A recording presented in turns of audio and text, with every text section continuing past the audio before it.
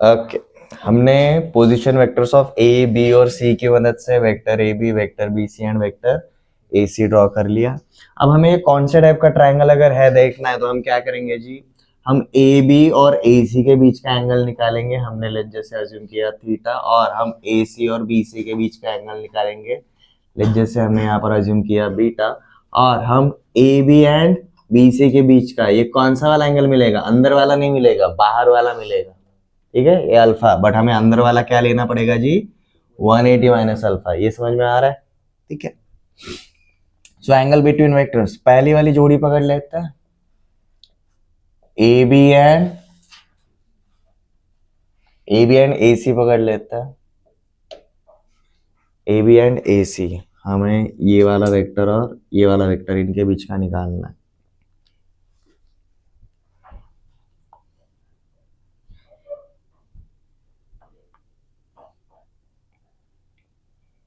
Okay, अब highlight होगा। ए B और ए सी हमने क्या देखा था, if one vector is A one I cap, A two J cap, A three K cap and another one is B one I cap, B two J cap, B three K cap, तो उनके बीच का angle निकालने के लिए हम सीधा क्या बोलेंगे, यहाँ पर cos theta is equal to आएगा जी हमारा vector A B dot vector A C divided by mod of A B into mod of A C. तो हमें एक बात तो पता चल गई भाई, इनका मॉड भी पूछा जाने वाला है, तो लगे हाथ इनका मॉड भी कैलकुलेट कर लो। मॉड ए बी क्या आएगा, 1 स्क्वायर 2 स्क्वायर 6 स्क्वायर 41। लेंथ हमेशा पॉजिटिव आने वाला है, तो प्लस माइनस का टेंशन मत लो। वेक्टर बीसी का मॉड क्या आएगा, 2 square 1 square 1 square 6। Vector AC का मॉड क्या आने वाला है जी, 1 3 5 25 34 1 रूट 35। ठीक है, सीधा वैल्यूज डाल सकता है। अब ए बी डॉट ए सी हो रहा है, हमने क्या देखा था, जब डॉट प्रोडक्ट होता है तो आपके सेम सेम कैप वाले कंपोनेंट साथ में जाते हैं। अब ये माइनस साइन साथ में लेकर चलो, ये क्या हो जाएगा आपका -1 इंटू 1 प्लस -2 इंटू -3 प्लस 6। मैं सीधा 2 इंटू 3 लिख देता हूं। नेक्स्ट -6 इंटू -5 प्लस 30, तो 6 इंटू 5 लिख दिया, डिवाइड बाय ए बी का मॉड क्या है, रूट 41, ए सी का मॉड क्या है, रूट 35। देखो क्या आ जाता है, ये -1, ये +6, तो ये +5 +5 प्लस ये 35 अपॉन रूट 41 एंड रूट 35। तो ये नीचे का कट जाएगा और ऊपर रूट चढ़ जाएगा, तो हम सीधा क्या बोलेंगे जी, cos theta is equal to root of 35 upon 41। एक प्राइम नंबर अब डिनोमिनेटर में आ गया, तो इसको और सिंप्लीफाई नहीं कर सकते। ये हमें ए बी और ए सी के बीच का एंगल मिला है, ये थीटा। अब यहां पर ये वैल्यू मैटर नहीं करता, यहां पर सिर्फ क्या मैटर करता है जी, हमारा वैल्यू कैसा है, it is a positive value और जीरो और निगेटिव, यही मैटर करता है। क्यों? क्योंकि हमने क्या देखा था, अगर पॉजिटिव वैल्यू मिलता है तो ये दोनों वेक्टर्स के बीच में कौन सा एंगल है, एक्यूट। अगर ये जीरो रहेगा तो ये कैसे वेक्टर्स रहेंगे, परपेंडिकुलर। एंड अगर ये निगेटिव मिलता है तो भाई इनके बीच में कौन सा एंगल बनता है, ऑब्ट्यूज। ये वैल्यू कैलकुलेट करने के पीछे पर्पस क्या है समझ में आ रहा है? ये पूरा का पूरा कैलकुलेशन ये वैल्यू के लिए नहीं है, हमारे कौन से वाले पार्ट के लिए, इनका साइन क्या है, तभी हम बता पाएंगे कि भाई कौन से टाइप का ट्रायंगल है। तो भाई ए बी और ए सी के बीच में कौन सा एंगल मिला जी हमें, एक्यूट। ठीक है, अब ए बी और बी सी देख लेते हैं।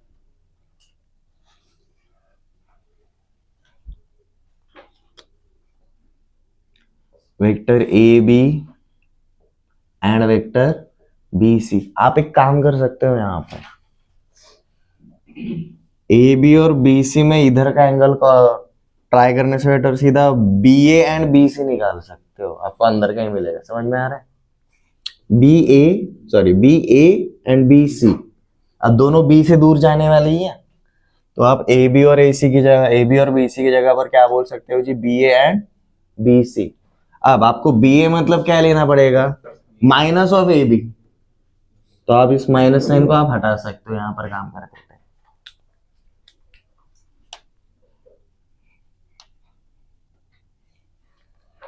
चलो यहाँ पर लिख ही लेते हैं, हमारा वेक्टर BA मतलब क्या रहेगा, I cap plus 2J cap plus 6K cap, और हमारा vector BC 2I cap minus J cap plus K cap. Okay, अब इन दोनों के बीच का एंगल देखना है, इन दोनों के बीच में हमने जस्ट से यहाँ पर एंगल अज्यूम कर लेते हैं। अब बाहर वाला नहीं अंदर वाला कर रहे हैं, तो अल्फा, तो देखो कॉस अल्फा कितना मिलता है, vector BA dot vector BC divided by mod of BA multiplied with mod of BC। और हम जानते हैं निगेटिव वेक्टर भी अगर हो गया, मॉड तो उतना ही रहेगा, लेंथ उतना ही रहता है, वेक्टर अगर निगेटिव हो जाता है तो भी सिर्फ डायरेक्शन चेंज हो रहा है। तो देखो सबसे पहले न्यूमरेटर में BA डॉट BC, तो क्या होगा, सेम कैप वाले मल्टीप्लीकेशन में जाएंगे, 1 into 2 plus 2 into minus 1 plus 6 into 1 divided by mod of BA मतलब मॉड ऑफ AB ही रहेगा, रूट ओवर 41, और वहां पर BC रूट ओवर 6। देखो ये कितना आता है, 2 इंटू 1 2, ये माइनस 2 प्लस 6 अपॉन ये, ठीक है। ओके, ये हमें मिलता है जी प्लस 2 माइनस 2 कैंसिल, ये नीचे रूट 6, ये रूट 6 ऊपर रूट लगेगा, तो हमें मिलता है जी रूट ओवर 6 अपॉन 41। ये क्या मिला जी हमें, कॉस अल्फा मिला। अगेन दिस इज पॉजिटिव, तो ये भी एंगल कैसा रहेगा, एक्यूट ही रहेगा। हमें अब तक जो डेटा चाहिए वो नहीं मिला, अब तीसरा एंगल देखना पड़ेगा बीटा, वो कैसा आता है। अब हम निकालेंगे जी AC और BC के बीच का एंगल, AC एंड BC।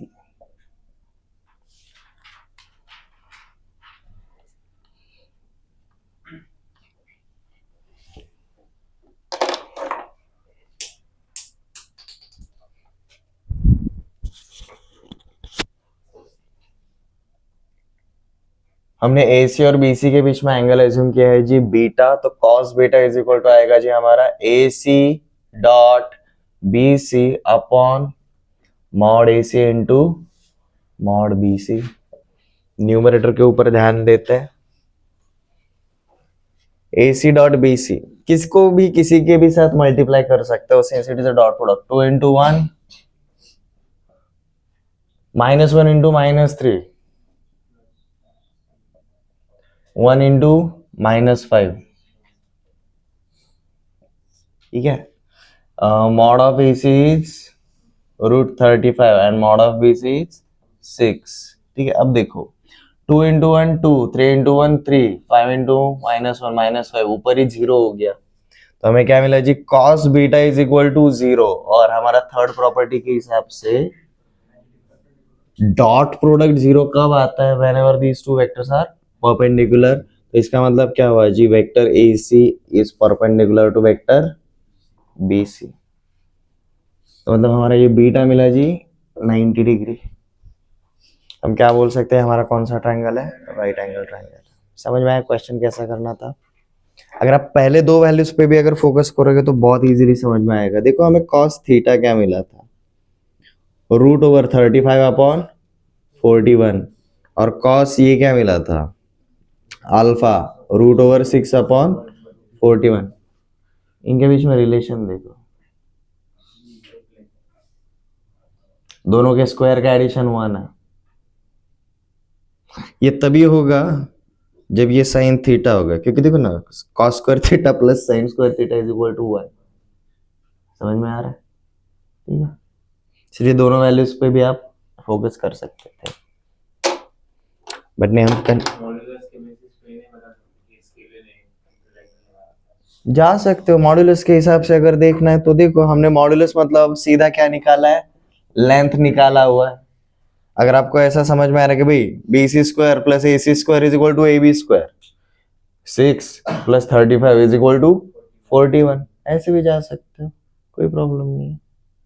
ठीक है, अगर वो राइट एंगल नहीं होगा तो फिर सिर्फ स्केल एंड ट्रायंगल भी बता देते हैं। चेकआउट तो करना पड़ेगा। ठीक है, आपका सबसे लेंदी वाला साइड बाजू में रखो। आपको क्या करना है जी, आपको बस ये चेकआउट करना है। अब लेट जस्ट से हमारा ए भी बड़ा वाला साइड है, तो उसको हमने एक साइड पे रखा स्क्वायर करके, और हमारा बी सी और A C compare to A B smaller side है, उसको हम बाजू में रखेंगे जी, B C square plus A C square.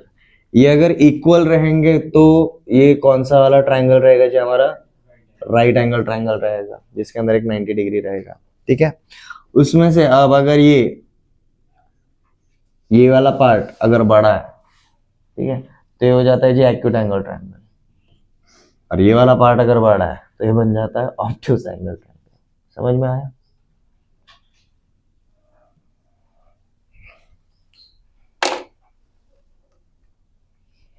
और कोई क्वेश्चन था?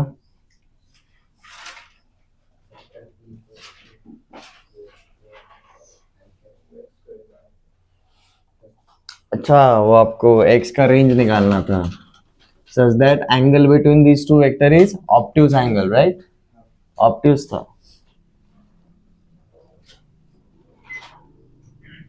आपको वेक्टर p दिया था और आपको वेक्टर q दिया था, and you were supposed to find out value of x if angle between these two vectors is obtuse। ठीक है, एक बार वेक्टर p बता।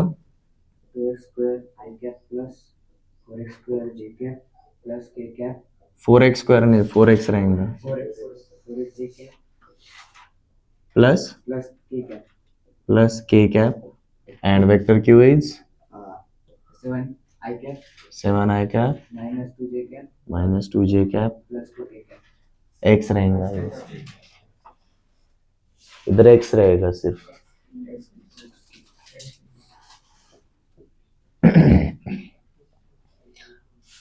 आपको ये बोला है if theta is angle between vector p and q, साथ में क्या बोला है जी, थीटा कौन से टाइप का एंगल है जी, ऑब्ट्यूस। ठीक है, theta which is angle between p and q, it is an obtuse angle. तो आपको क्या करना है जी,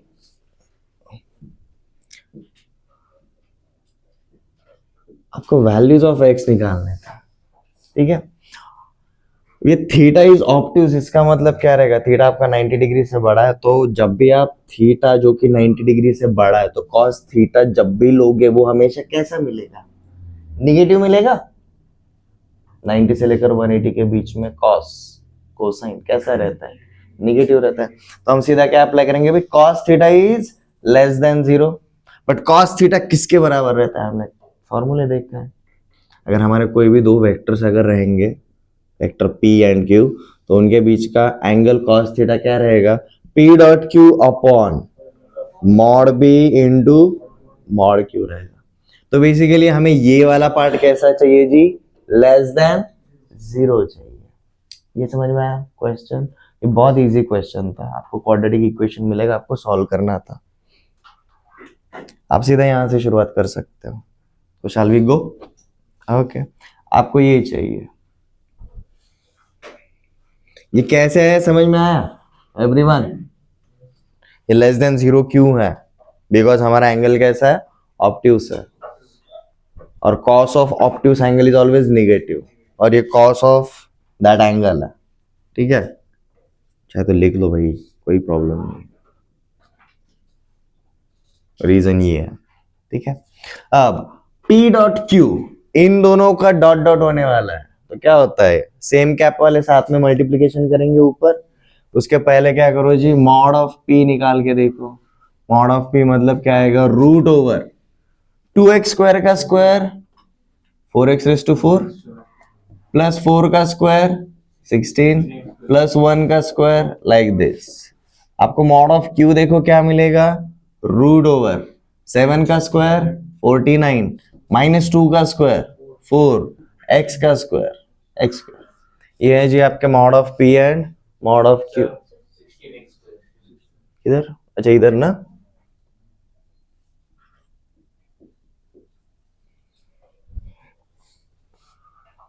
ठीक है।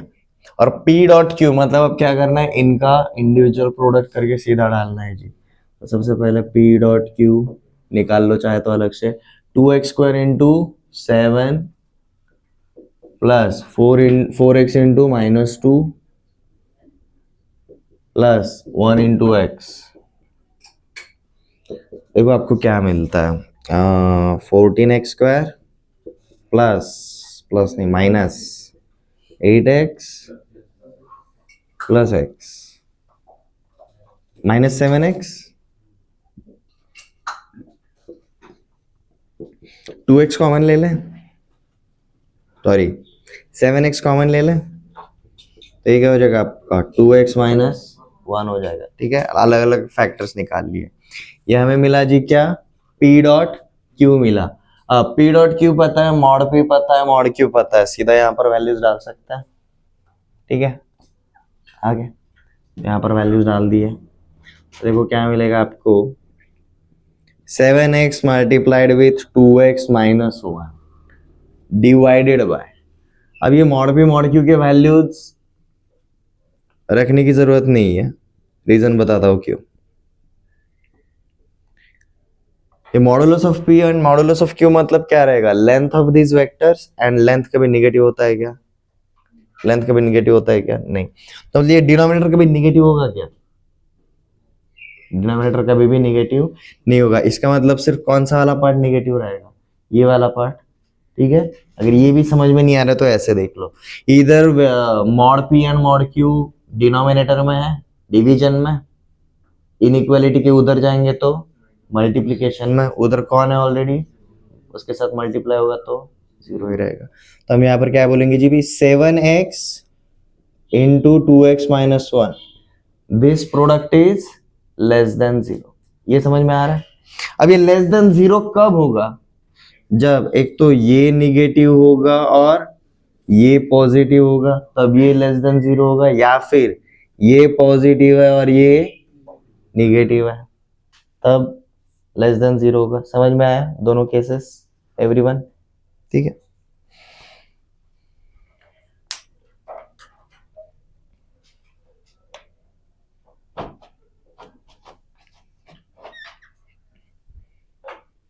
तो इसको आगे कैरी ओवर करते हैं जी। 7x into 2x minus 1 is less than 0, इसका मतलब रहेगा जी 7x is greater than 0 and 2x minus 1 is less than 0, और 7x is less than 0 and 2x minus 1 is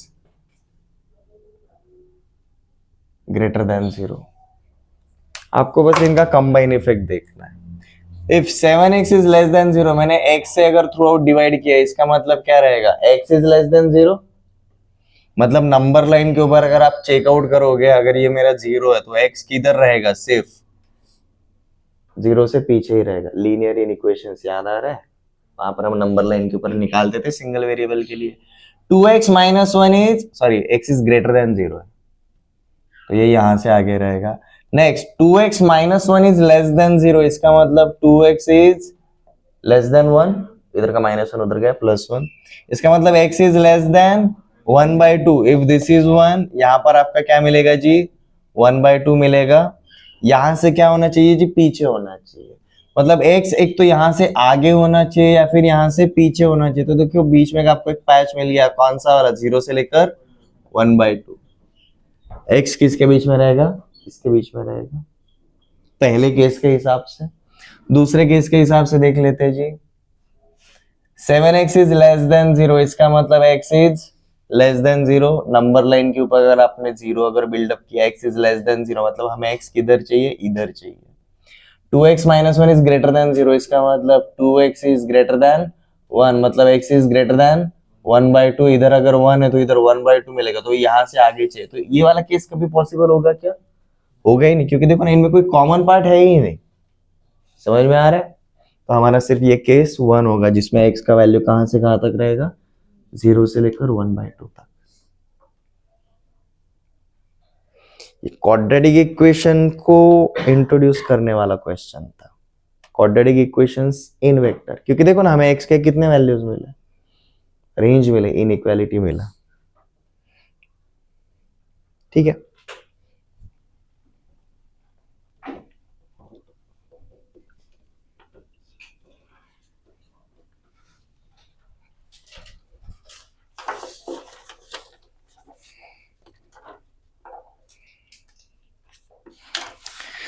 चलो कुछ ऑब्जर्वेशन लिख लेते हैं जो आप एक पैरेललोग्राम पे देख सकते हो। हमने लास्ट लेक्चर में एक पार्ट डिस्कस किया था, इफ पैरेललोग्राम के दो एडजेसेंट साइड्स अगर परपेंडिकुलर अगर रहेंगे तो ये कौन से टाइप का क्वाड्रिलेटरल बनता है? रेक्टेंगल बनता है। और जो रेक्टेंगल रहता है उसके दोनों डायगोनल क्या रहता है? इक्वल रहता है। तो मतलब पैरेललोग्राम अगर रेक्टेंगल बनता है तो उसके दोनों डायगोनल इक्वल हो जाएंगे। बट हमारा पैरेललोग्राम मतलब क्या रहता है जी? अगर मेरा ये वेक्टर ए और वेक्टर बी अगर रहेगा तो ये भी वेक्टर ए रहेगा और ये भी वेक्टर बी रहेगा, और इन दोनों के डायगोनल्स क्या शो करते हैं हम जानते हैं। एक डायगोनल क्या शो करता है जी? इन दोनों का डिफरेंस शो करता है, और दूसरा डायगोनल क्या शो करता है जी? इन दोनों का सम शो करता है। बट अगर ये दोनों वेक्टर्स अगर एक दूसरे के साथ 90 डिग्री बनाते हैं तो ये दोनों के दोनों डायगोनल क्या आते हैं जी? सेम आता है। अब हमारा प्रॉपर्टी 7 ऑब्जर्व करो। हमारा प्रॉपर्टी 7 क्या था जी? Mod of A plus B का whole square is equal to mod A square plus mod B square plus 2 times of A dot B.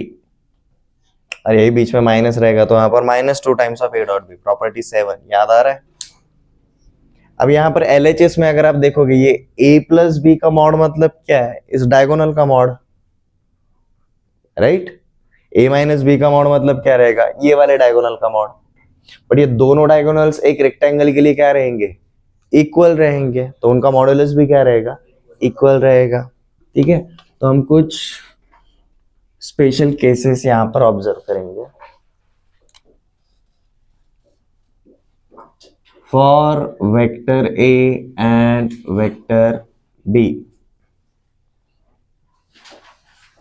if vector A is perpendicular to vector B, number one, vector A plus B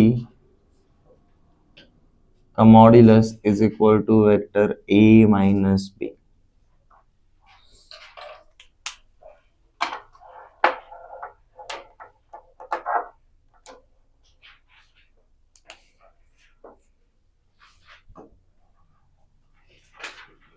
Number two,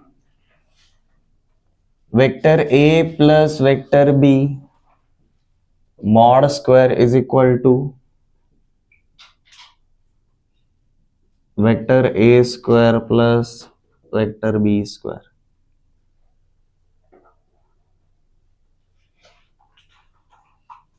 This is literally hypotenuse square is equal to base का square plus perpendicular का square. समझ में आ रहा है?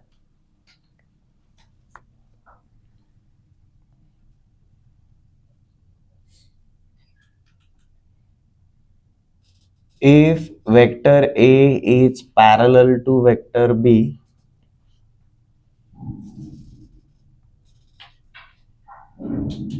number one, vector A plus vector B का modulus is equal to mod A plus mod B.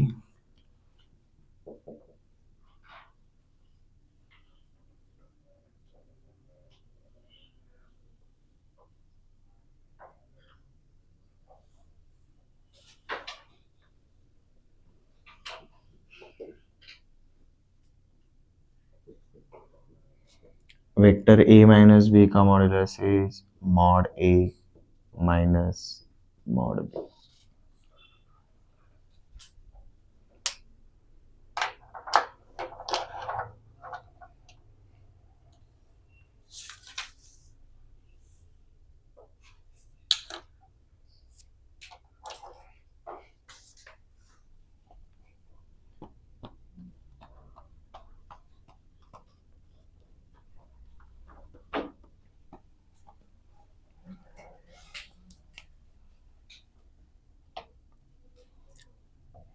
Find vector x if vector x plus unit vector A dot vector X minus unit vector A is equal to 50.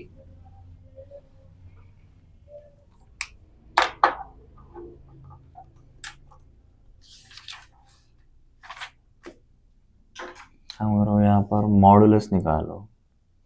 Vector x parallel किधर भी डाल सकते हैं तो फर्क नहीं पड़ता, उसका एटलीस्ट लेंथ तो निकालो.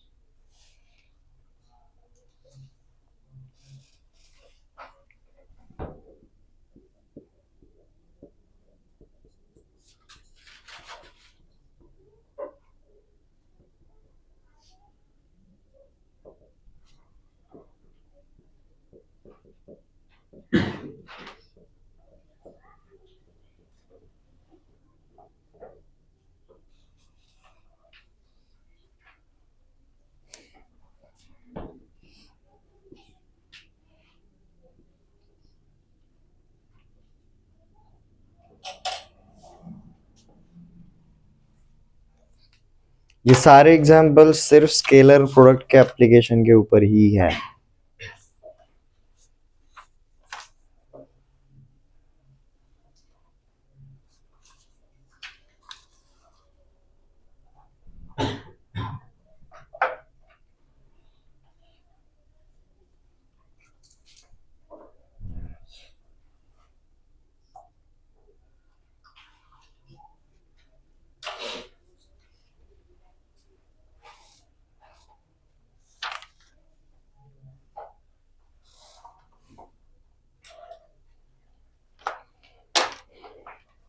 चलो इतने ही करते हैं फिलहाल.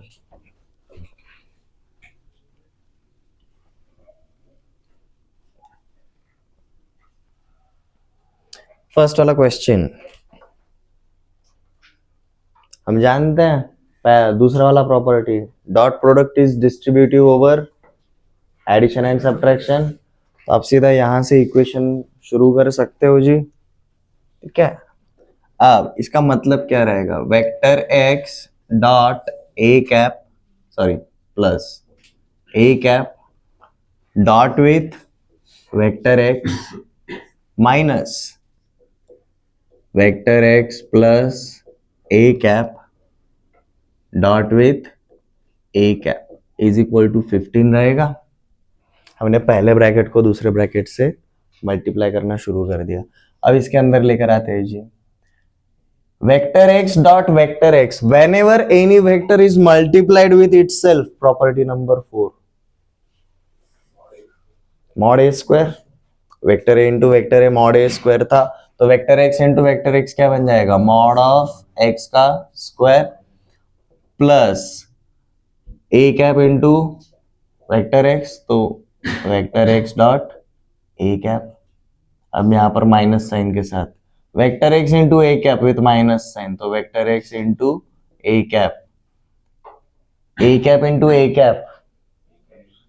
Cap square, mod of A cap का square, but mod of A cap is 1 unit vector है, तो ये बन जाएगा ये आपका माइनस साइन के साथ मॉड ऑफ ए कैप का whole square is equal to, हमें क्या मिलेगा जी 15। कुछ कटता है क्या, ये पॉजिटिव और ये निगेटिव पार्ट कैंसिल हो जाएगा, आपको देखो क्या मिलता है जी, मॉड ऑफ एक्स का whole square minus mod of A cap का whole square is equal to 15। उसमें से हमें क्या पता है, ये वैल्यू क्या रहता है 1 रहता है, इधर का -1 उधर जाएगा तो +1, तो mod of X square is equal to क्या मिलेगा हमें 16 मिलेगा। स्क्वायर रूट अप्लाई करो तो मॉड ऑफ एक्स क्या मिलेगा जी हमें, अब ये +-4 नहीं होगा since it is a modulus, length कभी नेगेटिव होता है क्या, नहीं होगा, ठीक है। हमें यहाँ पर मॉड ऑफ एक्स क्या मिलेगा जी हमें 4 मिलेगा। मतलब वेक्टर एक्स एक ऐसा वेक्टर है जिसका लेंथ कितना है 4, मतलब अगर आप अगर यहाँ पर आप एक्स को अगर आप कुछ अज्यूम करते हो like P I cap plus Q J cap plus R K cap, तो ये 4 मतलब क्या है, root over P square plus Q square plus R square, ये है nothing else.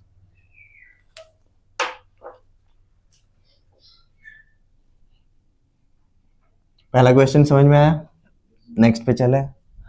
Okay, find a vector perpendicular to P and Q, इस type के question हमने कल भी किए थे, ए दिया था, बी दिया था, सी दिया था, डी फाइंड आउट करना है। ए बी को डी जो था वो ए को परपेंडिकुलर था, बी को परपेंडिकुलर था और सी के साथ कुछ तो डॉट प्रोडक्ट बनाता था। वहां पर हमें रेफरेंस के लिए 3 वेक्टर्स दिए थे, बट आज कितने दिए, सिर्फ 2 ही दिए। हमें एक ऐसा वेक्टर चाहिए जो हमारे वेक्टर पी के साथ भी परपेंडिकुलर है और वेक्टर क्यू के साथ भी परपेंडिकुलर है। थर्ड प्रॉपर्टी, जब भी कोई 2 वेक्टर्स परपेंडिकुलर होते हैं उनका डॉट डॉट क्या आता है, 0 आता है, ठीक है। तो यहाँ पर क्वेश्चन नंबर 2 के लिए हम क्या करेंगे जी, भाई लेट हमारा वेक्टर अज्यूम कर लेते हैं। हमने अज्यूम क्या कर लिया जी, वेक्टर ए अज्यूम कर लिया, लेट जैसे वो क्या है जी, X I cap plus Y J cap plus Z K cap. अब पहले के हिसाब से vector A is perpendicular to vector P, तो उनका डॉट प्रोडक्ट क्या आना चाहिए जी, 0 आना चाहिए। तो हम क्या लिखकर चलेंगे, vector A dot vector P is equal to 0। A ये है, पी ये है, तो मल्टीप्लाई कर दो सेम कैप वाले, x multiplied with 1 plus y multiplied with 2 plus z multiplied with -1 is equal to क्या आएगा, 0 आएगा। ये बनेगा जी आपका equation number 1। Next, vector a is also perpendicular to vector q, तो हमें क्या पता चलता है, vector A dot vector Q is equal to क्या रहेगा, 0 रहेगा। मल्टीप्लाई कर दो 3 times of x minus 1 times of y plus 2 times of z is also equal to what, 0। ये क्या मिलेगा जी हमें, इक्वेशन 2। एंड अनलकीली हमारे पास 2 से ज्यादा इक्वेशन बनते नहीं है गिवन डेटा के हिसाब से। So we have 3 unknowns, but how many equations? 2 equations. Possible है क्या? है वैसे, आपको इनको दोनों को एक साथ देखना पड़ेगा।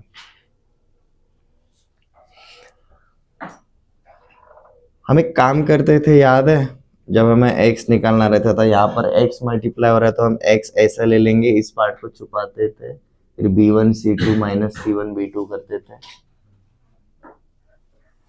फिर यहाँ का वेरिएबल y वो छुपाते थे, फिर हम c1a2 माइनस a1c2 करते थे, और वहां पर हमारा कांस्टेंट था। अब यहाँ पर कांस्टेंट की जगह वेरिएबल है, बस डिफरेंस यही है।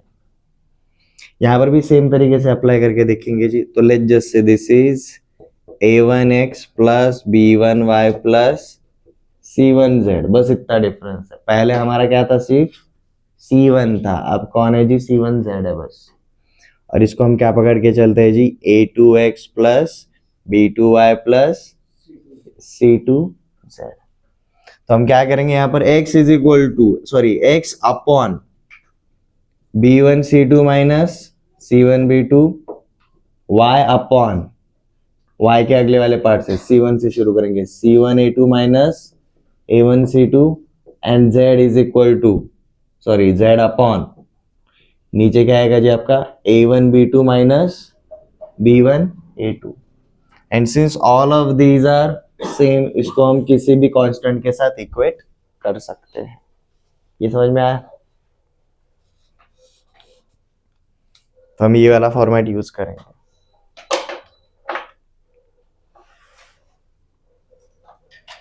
तो चलिए कैलकुलेशन ऊपर लेकर चलता हूं।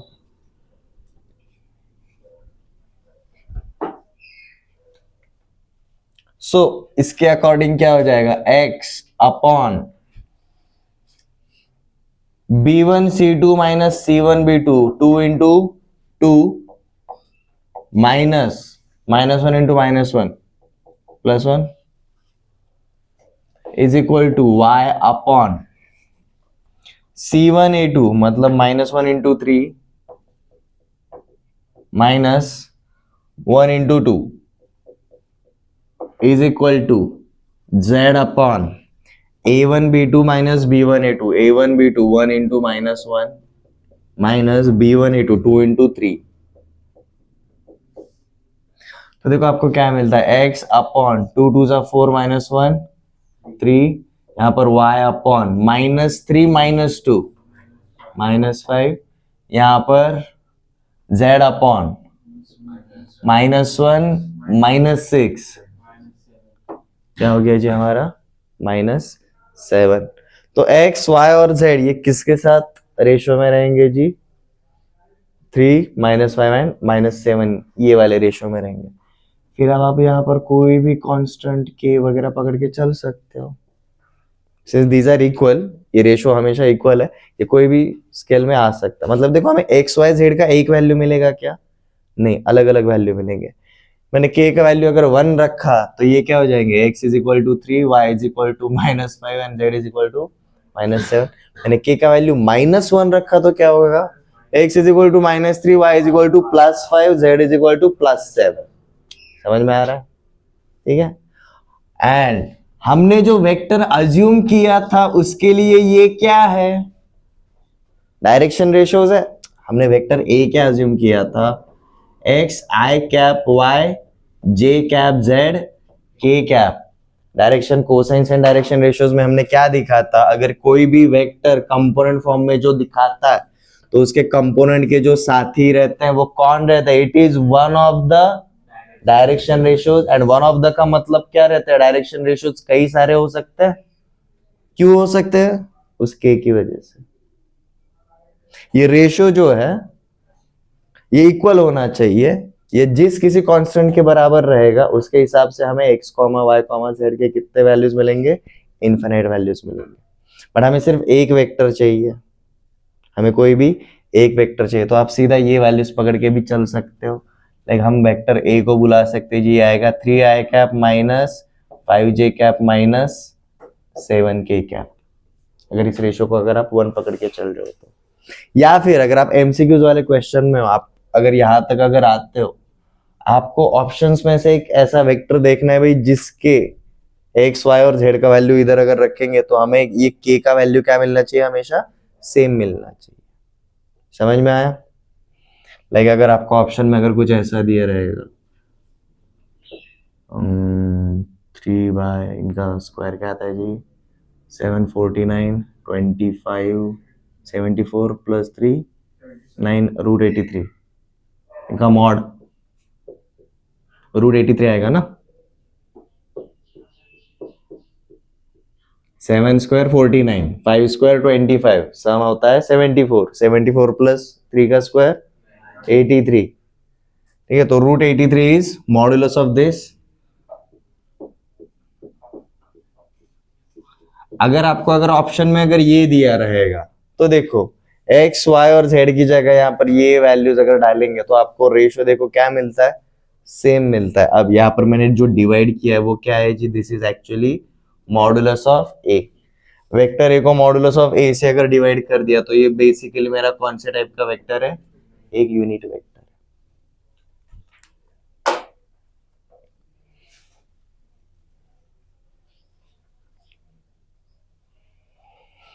सेकंड क्वेश्चन समझ में आया?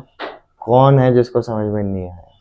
थोड़ा सा भी डाउट रहेगा अभी क्लियर कर लो जब तक फ्रेश मेमोरी है. क्लियर है? नेक्स्ट पे चले. ओके, नेक्स्ट वाला क्वेश्चन लैंग्वेज में उलझाता है. Dot product of i cap plus j cap plus k cap with a unit vector parallel to the sum of these two vectors is 1. ठीक है, तो सबसे पहले हमें लैंग्वेज को अंडरस्टैंड करना पड़ेगा.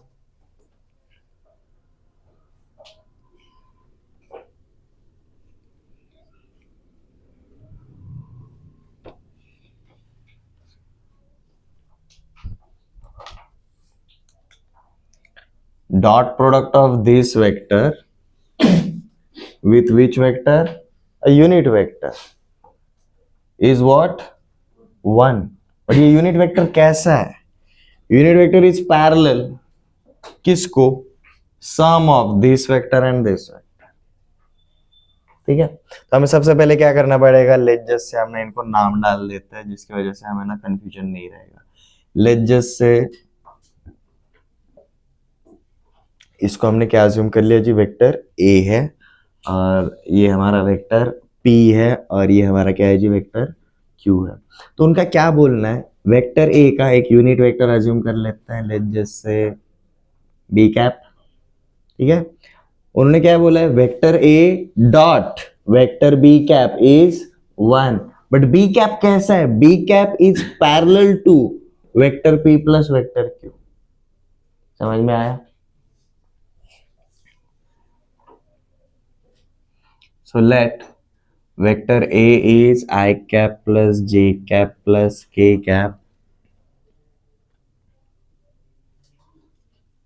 Vector P is 2I cap plus 4j cap minus 5k cap. And vector Q is lambda I cap plus 2j cap plus 3k cap. And unit vector B is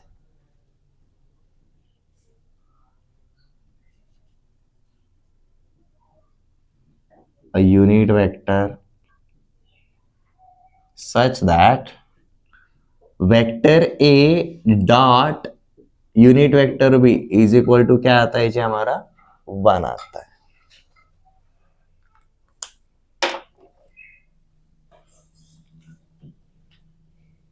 ठीक है, साथ में क्या बोला है, ये जो यूनिट वेक्टर b है is parallel to sum of vector p plus vector q. Given data यही है, ये समझ में आ रहा है? अगर वेक्टर भी इन दोनों के सम को पैरेलल अगर रहेगा तो बेसिकली हम क्या बोलेंगे, इनके डायरेक्शन कोसाइन सेम रहेंगे. इन दोनों के डायरेक्शन कोसाइंस सेम रहेंगे. ठीक है, तो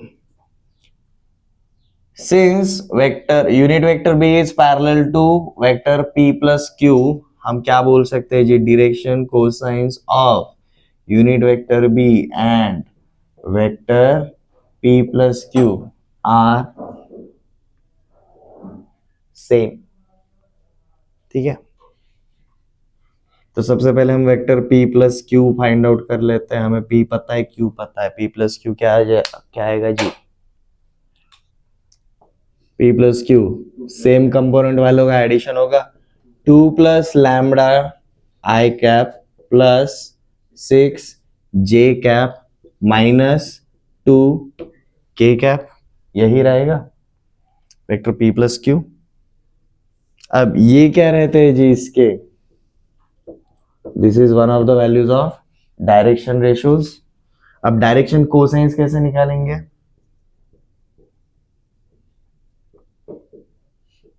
ये डायरेक्शन रेशियोज क्या रहेंगे जी इसके 2 plus lambda plus 6 and minus 2। हम जानते हैं अगर डायरेक्शन रेशियो अगर रहेंगे तो डायरेक्शन कोसाइंस कैसे निकालते हैं,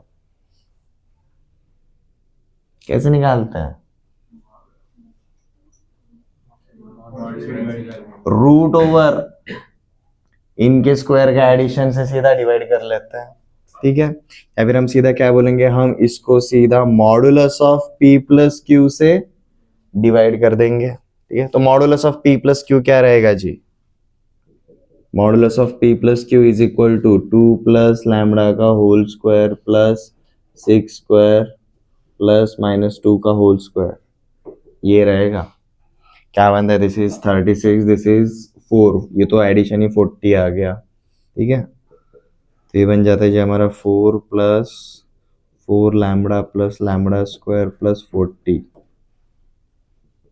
तो हमें मिलता है जी lambda square plus 4 lambda plus 44, ऐसा कुछ तो मॉडुलस मिलेगा, इससे हम डिवाइड कर देंगे।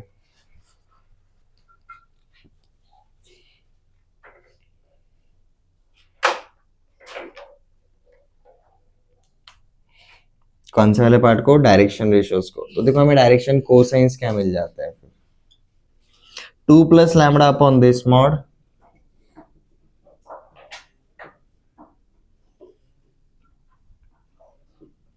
Lambda square plus 4 lambda plus 44 comma 6 upon same thing lambda square plus 4 lambda plus 44 comma minus 2 upon same thing lambda square plus 4 lambda plus 44। ये क्या हो जाता है जी हमारे डायरेक्शन कोसाइंस। अब क्वेश्चन ये रहेगा कि सर हम डायरेक्शन कोसाइंस क्यों लेते हैं, क्योंकि हमें कौन सा वाला वेक्टर चाहिए जी, यूनिट वेक्टर। और यूनिट वेक्टर के लिए हमने क्या देखा था, यूनिट वेक्टर हमेशा किसके टर्म में रहता है, डायरेक्शन कोसाइंस।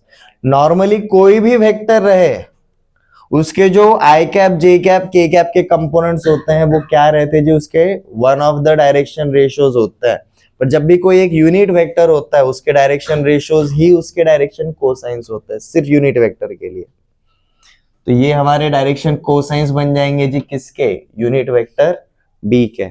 अब डायरेक्शन कोसाइंस पता है तो हम सीधा वो वेक्टर ड्रॉ कर सकते हैं। आप सीधा क्या करोगे, इसी को I cap J cap and K cap लगाओगे तो आपको कौन मिल जाएगा, unit vector B, unit vector B.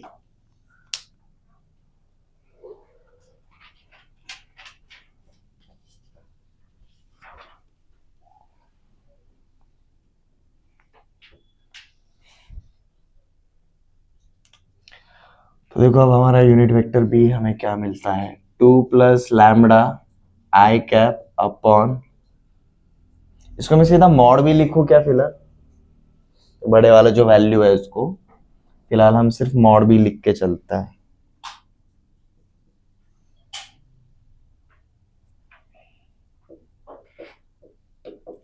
Plus 6 upon mod B J cap minus 2 upon mod B K cap.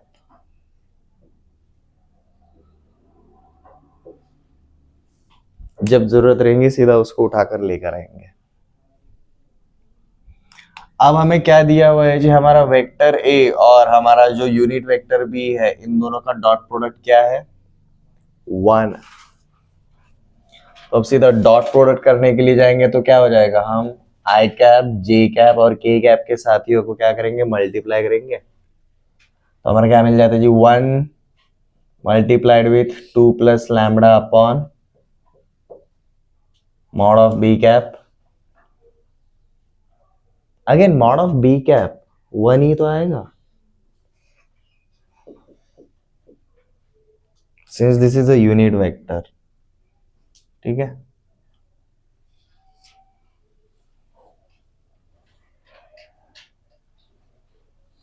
And ये बनेगा जी हमारा, तो बी कैप से डिवाइड करने की जरूरत भी नहीं है, 1 इंटू 6 एंड प्लस क्या मिलेगा जी, 1 इंटू -2 इज इक्वल टू क्या आएगा, 1। तो देखो आपका single equation, single unknown, 1 into 2 plus lambda, 2 plus lambda, 1 into 6 plus 6, 1 into -2 -2, plus two minus two cancel, lambda का वैल्यू क्या मिला आपको, -6।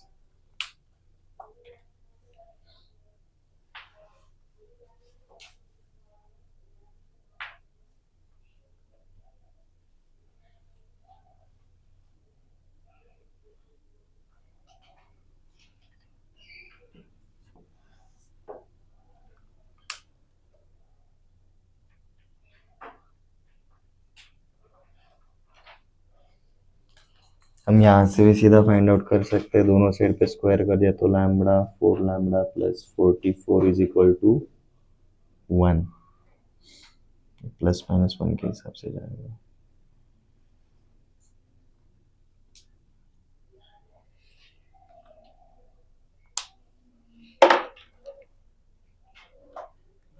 -6 का स्क्वायर उसको सेटिस्फाई करता है क्या, नहीं करता।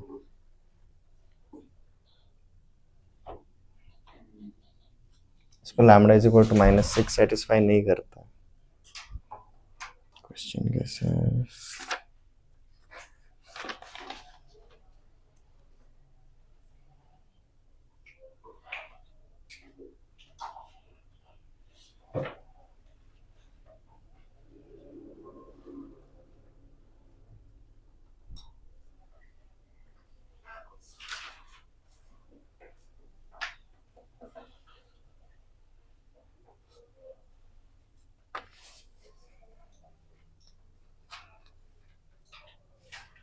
ये तो गिवन डेटा है ना, तो सिर्फ गिवन डेटा में हम ये वैल्यूज नहीं डाल सकते, हमें ये वाले पार्ट को भी लेना ही पड़ेगा। हमने बी कैप को हटाया था ना, उसको हटाते नहीं, उसको रखते हैं, तब भी प्रॉपर आएगा value.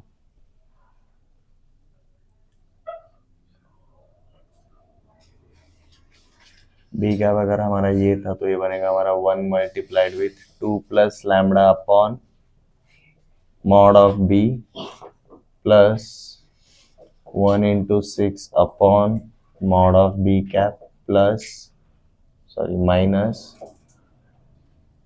1 into 2 upon mod of B cap is equal to 1। अब यहाँ पर जो मॉड बी कैप डिनोमिनेटर में उसको कॉमन लेंगे और दूसरे साइड पे मल्टीप्लीकेशन के लिए भेजेंगे, अब सही आएगा। 2 plus lambda plus 6 minus 2 is equal to, यहाँ का मॉड बी कैप इधर मल्टीप्लीकेशन में जाएगा, बट हमने मॉड बी कैप का वैल्यू क्या निकाला है जी, समथिंग लाइक दिस। ठीक है, and since mod B cap is also equal to 1, तो हम इसका सीधा स्क्वायर करके भी पार्ट लिख सकते हैं। इसको रूट के अंदर लिखो या फिर स्क्वायर करके लिखो, since this is equal to 1। कुछ चेंज होगा क्या, कुछ भी चेंज नहीं होगा। यहाँ पर हमने इसको लिखा जी, इसके इनिशियल में वैल्यू क्या था हमारा, 2 प्लस लैम्डा का होल स्क्वायर प्लस 40 था ना, रूट ओवर, तो उसको ऐसे लिखेंगे जी, 2 प्लस लैम्डा का whole square plus 40 is equal to plus 2 minus 2 cancel, यहाँ पर आपका सिर्फ बचेगा जी लैम्डा प्लस 6 रूट ओवर।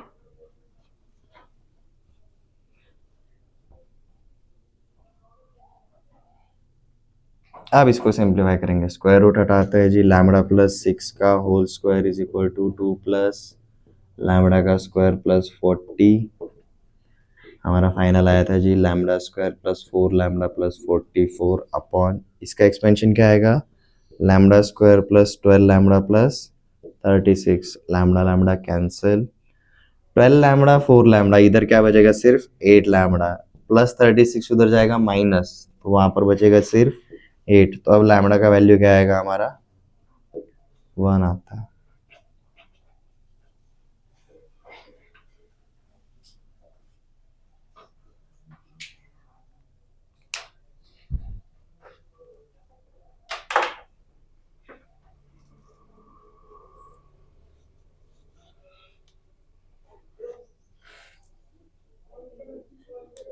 अब लैम्बडा का वैल्यू अगर 1 डालेंगे तो देखो हमें ये क्या मिलता है, 1 प्लस 4 5 प्लस 44 49, मतलब √49 that is equal to 7।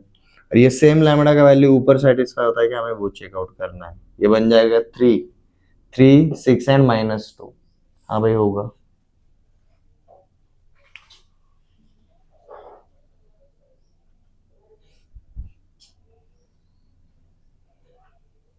Okay, तीसरा वाला क्वेश्चन थोड़ा सा बड़ा था।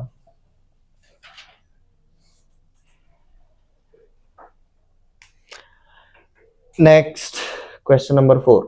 यस, रिपीट चलेगा, कोई प्रॉब्लम नहीं। कैलकुलेशन तो लिख लिए, एक्सप्लेन करूंगा थ्योरी वाला पार्ट, हमने प्रोसेस को कैसे किया। ओके, ये जो आए ना अपना 2 plus lambda upon B cap का मॉड, तो वो एल एम एन है, तो L square plus L square plus L square equals to 1 ऐसे नहीं जा सकते हो, तो वैसे कि मतलब सारे टर्म्स कैंसिल आउट हो जाते हैं, कैंसिल आउट, कैंसिल आउट हो जाते हैं, इसलिए हम नहीं जाते। तो वैसे आंसर नहीं आता। जाने में सेंस नहीं बनेगा, हमें क्वेश्चन ही उसी तरीके से डिजाइन करके दिया है। हमें कौन सा वेक्टर दिया हुआ है जी, यूनिट वेक्टर जानबूझ के दिया है, सो दैट हमारे पास वो गिवन डेटा मिले जो हमें आगे यूज कर सके। ओके, वापस से एक्सप्लेन करता हूं।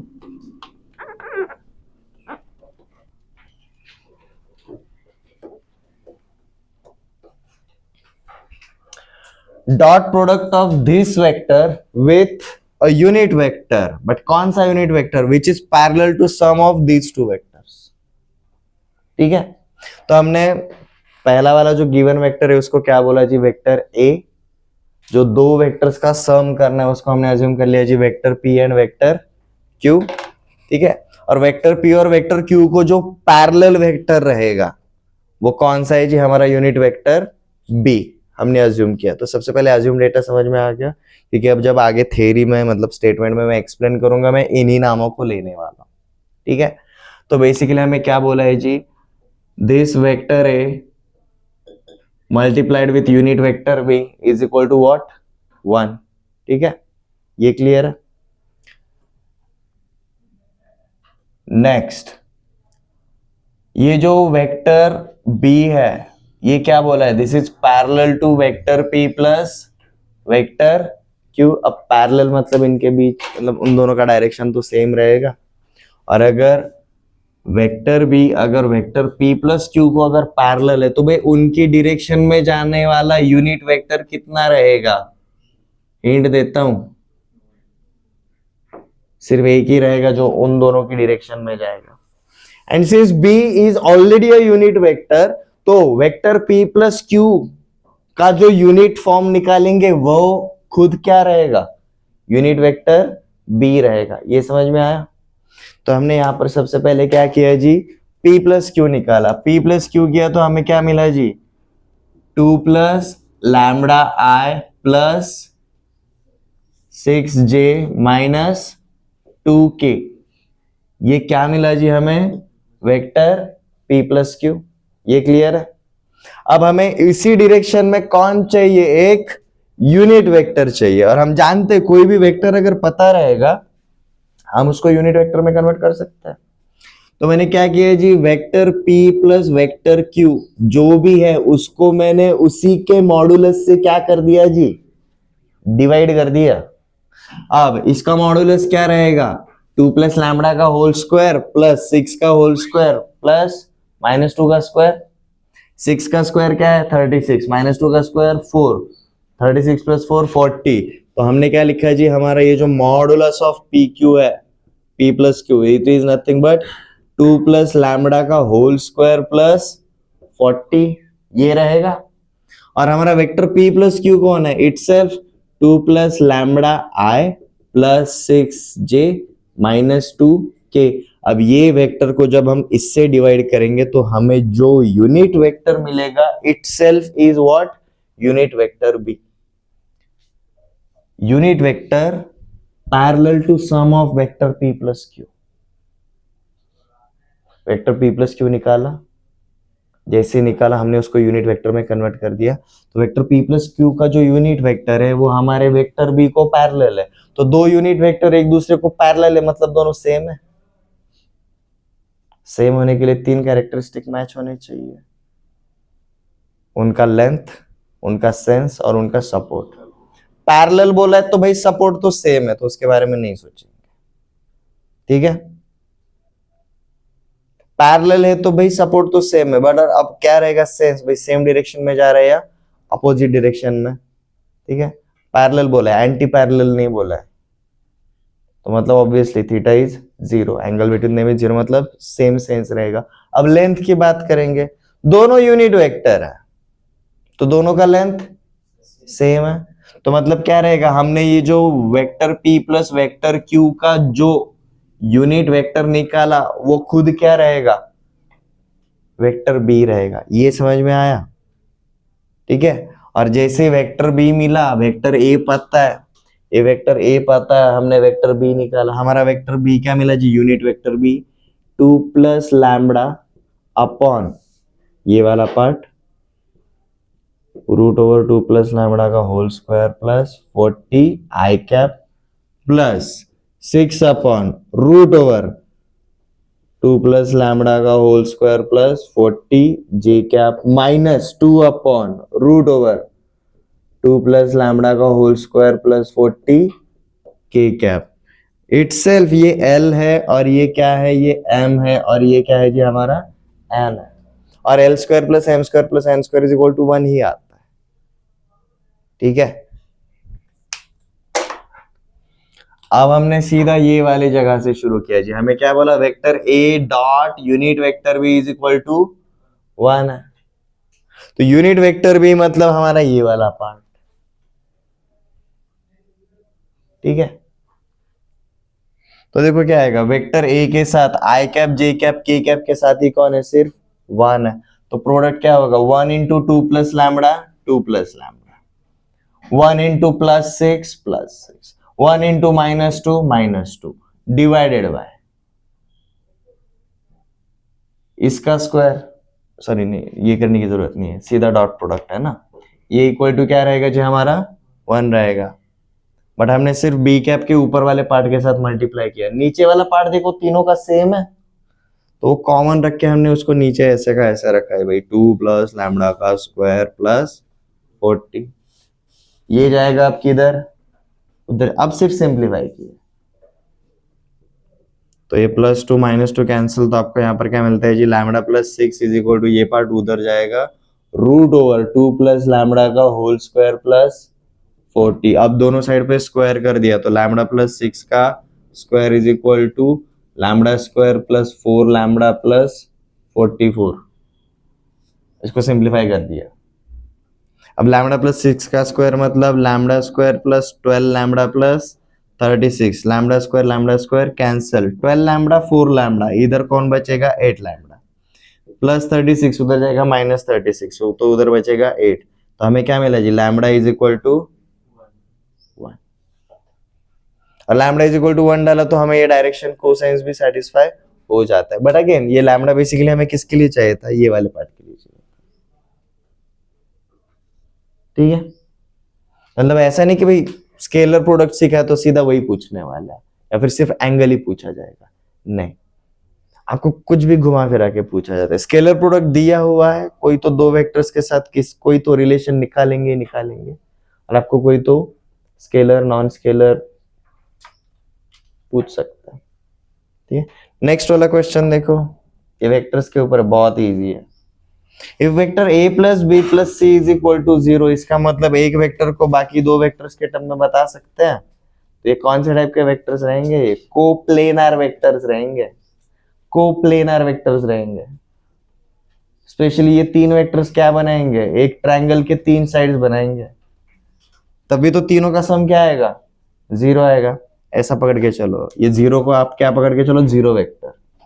अगर मेरा वेक्टर ए ऐसा है, वेक्टर बी ऐसा है और वेक्टर सी ऐसा है, तो मैंने अगर ए से शुरू किया तो देखो vector A plus B plus C किधर आया, वापस उधर ही आया।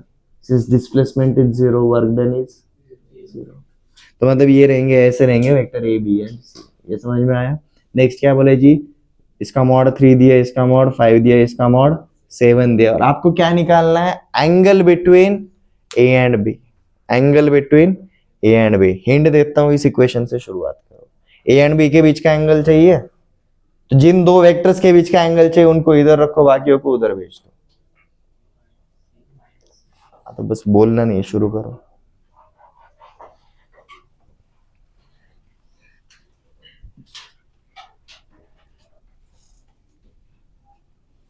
और यहाँ पर मैंने प्रोसेस जो एक्सप्लेन किया, उस प्रोसेस के थ्रू आप वापस से रिवीजन के टाइम पे जाया करो। या फिर क्या होता है, जब तक बताया तब तक 2-2.5 घंटे तक वो फ्रेश मेमोरी रहता है, अच्छे से समझ में आता है। आफ्टर दैट आप कागज नहीं हो जाते।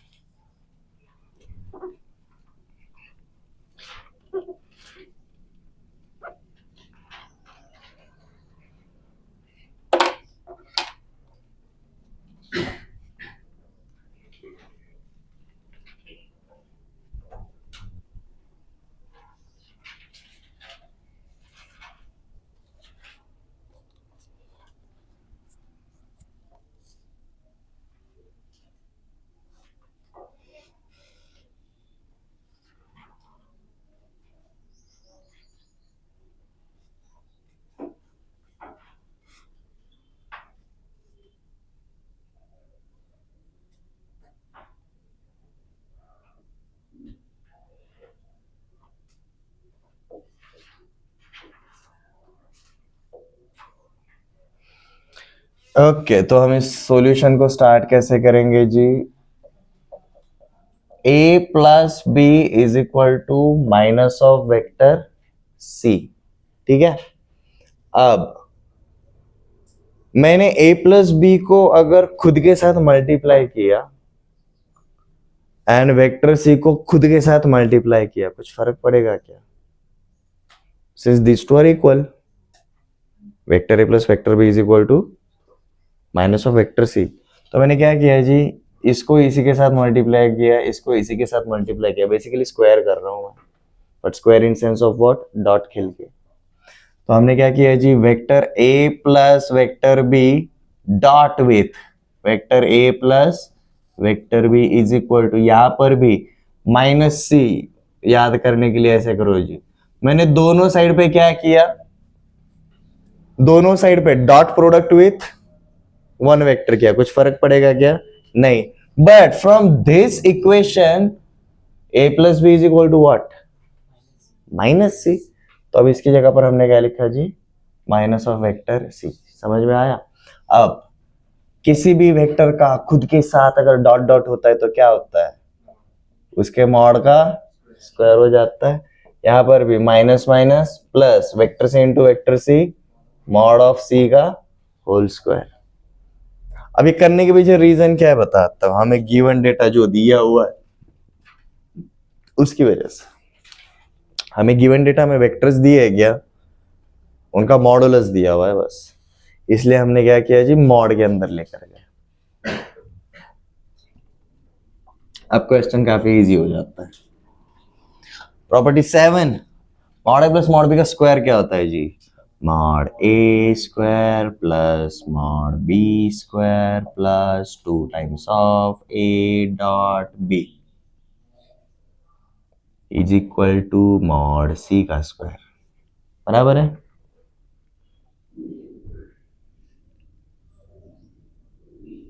यहां पर आपको कौन मिलना चाहिए, ए डॉट बी कैलकुलेट करना है। क्यों? क्योंकि भाई एंगल बिटवीन टू वेक्टर्स अगर चाहिए तो हम क्या जानते हैं, cos theta is equal to A dot B upon mod A mod B. उसमें से ये पता, ये निकालने का है, हमें ये नहीं पता था, ये हम निकालेंगे यहाँ से। ये क्लियर है?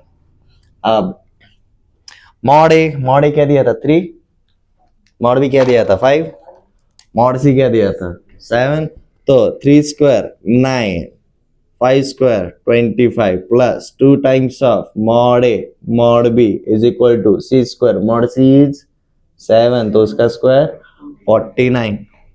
तो देखो आपको ए डॉट बी क्या मिलता है, ओके यार बढ़ गया। 25 उधर जाएगा माइनस 24 बचेगा, 24 में से 9 गया 15 बचता है। ओके तो आपको क्या मिलेगा जी, ये 15/2 मिलेगा। क्या ए डॉट बी आपको 15/2 मिल गया। अब आते हैं जी let theta is angle between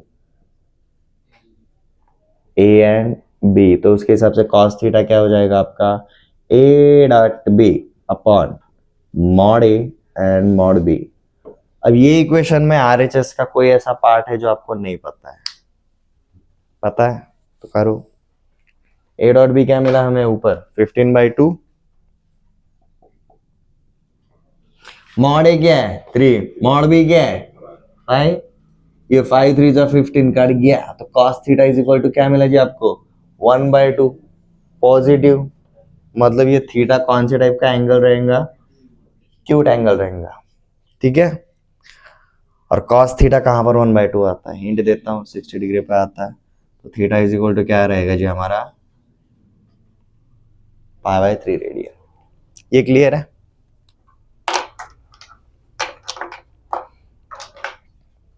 आज हमने बेसिकली सिर्फ क्वेश्चंस लिए स्केलर प्रोडक्ट वाले। आपको ये बताना था जी स्केलर प्रोडक्ट सिर्फ एंगल निकालने के लिए यूज होता है ऐसा नहीं है, आपको क्वेश्चंस घुमा फिरा के भी पूछे जा सकते हैं।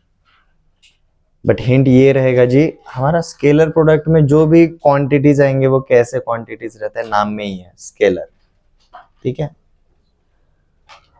कल हम नेक्स्ट लेक्चर में शुरू करेंगे जी हमारा कौन सा वाला प्रोडक्ट, वेक्टर प्रोडक्ट। और वेक्टर प्रोडक्ट के मामले में मैंने आपको इनिशियली एक चीज बताई है, ये ऐसा प्रोडक्ट है जो सिर्फ 3D में होता है, जो सिर्फ 3D में होता है। क्यों होता है वो बताता हूँ। आपको राइट हैंड थंब रूल याद है, like if this is the direction of electricity, ठीक है, इलेक्ट्रिक करंट, तो जो इलेक्ट्रिक फील्ड रहता है वो ये तरीके से रहता है, और जो मैग्नेटिक फील्ड रहता है वो ये तरीके से रहता है, ऐसा ही कुछ रहता है, राइट एवरीवन। अब ये जो तीनों डायरेक्शंस है वो तीनों एक दूसरे के साथ कौन सा एंगल बनाते हैं, 90 डिग्री बनाते हैं। इसी तरीके से हमारा वेक्टर प्रोडक्ट रहता है। अगर ये मेरा पहला वाला वेक्टर है वेक्टर ए, और ये मेरा दूसरा वाला वेक्टर है, तो देखो ये दोनों वेक्टर की वजह से मेरा एक प्लेन बनेगा, एक प्लेन बनेगा। तो इन दोनों का जो वेक्टर प्रोडक्ट रहेगा कौन सी डायरेक्शन में रहेगा, ये दोनों को परपेंडिकुलर डायरेक्शन में रहेगा, ये दोनों को परपेंडिकुलर डायरेक्शन में रहेगा, ठीक है। ये समझ में आ रहा है? मैं कल इसी टॉपिक से वापस से हम शुरुआत करेंगे। अगर आपको समझना है आप फ्लोरिंग पे समझ लो, ठीक है। हमारा फ्लोरिंग जो है उसके ऊपर एक ऐसा वेक्टर है और एक दूसरा ऐसा वेक्टर है। अब ये दोनों की वजह से देखो यहाँ पर एक प्लेन बनता है, तो जो तीसरा वेक्टर या फिर इन दोनों का जो क्रॉस प्रोडक्ट होगा या फिर कौन से टाइप का प्रोडक्ट, वेक्टर प्रोडक्ट रहेगा, ये इस तरीके से रहेगा कि भाई जो हमारा जो वेक्टर प्रोडक्ट रहेगा, ये जो थर्ड वाला, ये दोनों को परपेंडिकुलर रहेगा। इन दोनों के बीच का कुछ भी एंगल रहे, 0 रहे, 90 रहे, 180 रहे, कुछ भी रहे, ठीक है।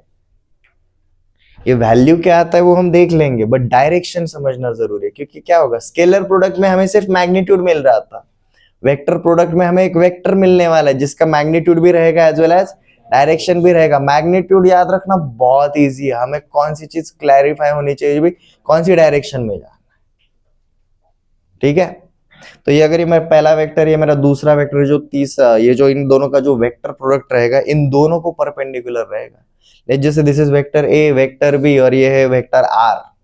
Vector R is perpendicular to vector A, vector R is perpendicular to vector B.